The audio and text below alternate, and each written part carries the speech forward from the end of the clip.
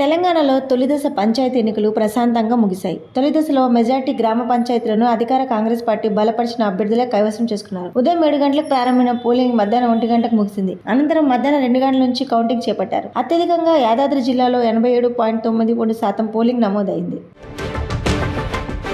అఖండ 2 సినిమాకు తెలంగాణ హైకోర్టులో చుక్కెదురయ్యింది. ప్రీమియర్ షోతో పాటు టికెట్ ధరలు పెంచుతూ తెలంగాణ ప్రభుత్వం ఇచ్చిన జీవోను హైకోర్టు సస్పెండ్ చేసింది. సినీ నిర్మాణ సంస్థ ఫిలిం డెవలప్మెంట్ కార్పొరేషన్ కు హైకోర్టు నోటీసులు ఇచ్చింది. తదుపరి విచారణను డిసెంబర్ 12కు వాయిదా వేసింది.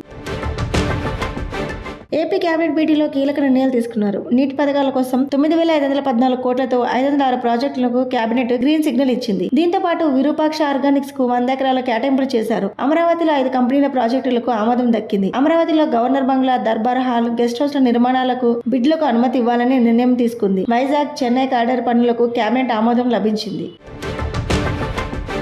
ఏపీలో సీఎం చంద్రబాబు పాలన బాగుందన్నారు ప్రధాని నరేంద్ర మోదీ. రాష్ట్రంలో పరిపాలనపై కూడా మంచి ఫీడ్బ్యాక్ వచ్చిందని చెప్పారు. ఏపీ, తెలంగాణ, అండమాన్ రాష్ట్రాల బీజేపీ ఎంపీలకు ఢిల్లీలో ప్రధాని అల్పాహార విందు ఇచ్చారు. పెట్టుబడులు ఎక్కువగా ఆంధ్రప్రదేశ్ వైపు వెళ్తున్నాయన్నారు. ఇది చాలా మంచి అభివృద్ధి అని మోడీ ప్రశంసించినట్లు తెలుస్తుంది. తెలంగాణ ఎంపీల పనితీరుపై మాత్రం ఆయన అసంతృప్తి వ్యక్తం చేశారు.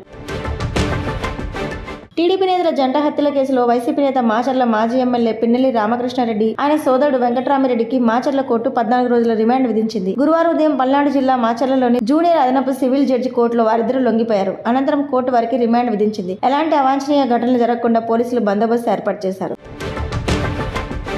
కేంద్ర ఎన్నికల సంఘం ఓటర్ల జాబితాను ప్రక్షాళన చేసేందుకు స్పెషల్ ఇంటెన్సివ్ రివిజన్ ప్రక్రియను చేపట్టింది. ఈ ప్రక్రియను 5 రాష్ట్రాల్లో ఒక కేంద్రపాలిత ప్రాంతంలో పొడిగించినట్లు ఎన్నికల సంఘం వెల్లడించింది. తమిళనాడు, గుజరాత్, మధ్యప్రదేశ్, ఛత్తీస్గఢ్, ఉత్తరప్రదేశ్, అండమాన్ నికోబార్ దీవుల్లో గడువును పొడిగించింది. కేంద్ర హోంమంత్రి అమిత్ షా లోక్సభలో టెన్షన్ గా కనిపించారని అన్నారు కాంగ్రెస్ ఎంపీ రాహుల్ గాంధీ. ఆయన వాడిన భాష కూడా సరిగ్గా లేదని విమర్శించారు. ఎన్నికల సంస్కరణలపై బుధవారం లోక్సభలో జరిగిన చర్చలో అమిత్ షా మాట్లాడిన సంగతి తెలిసిందే. ఆ ప్రసంగాన్ని ఉద్దేశిస్తూ గురువారం రాహుల్ మీడియాతో మాట్లాడారు. అమిత్ షా తీవ్రమైన మానసిక ఒత్తిడిలో ఉన్నారని ఆరోపించారు.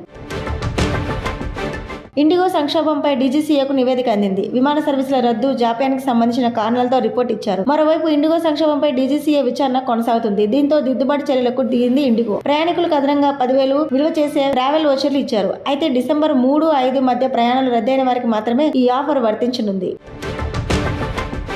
అమెరికా పౌరసత్వం కావాలని కోరుకునే సంపన్నులకు అధ్యక్షుడు ట్రంప్ గోల్డ్ కార్డును ప్రకటించిన సంగతి తెలిసిందే. తాజాగా దీని విక్రయాలను ట్రంప్ ప్రారంభించారు. $1 మిలియన్ చెల్లించి అగ్రరాజ్యంలో నివాసం పొందే అవకాశం పొందవచ్చు. ఈ గోల్డ్ కార్డు కోసం ప్రత్యేకంగా ఓ వెబ్సైట్ ను కూడా ఏర్పాటు చేశారు. రామ్ చరణ్ హీరోగా భారీ అంచనాలతో వస్తున్న సినిమా పెద్ది. అయితే ఈ చిత్రం విడుదల విషయంలో మరోసారి గందరగోళం నెలకొంది. ఈ సినిమాను ముందుగా ప్రకటించిన తేదీ కాకుండా వచ్చే వేసవి 2026కు వాయిదా వేసే అవకాశం ఉందని సినీ వర్గాలు చెబుతున్నాయి. సినిమా షూటింగ్ అనుకున్న సమయానికి పూర్తి కాకపోవడం ఒక కారణమైతే, భారీ బడ్జెట్ కావడంతో పోస్ట్ ప్రొడక్షన్ పనులకు ఎక్కువ సమయం కేటాయించాల్సి రావడం మరో కారణంగా చెబుతున్నారు.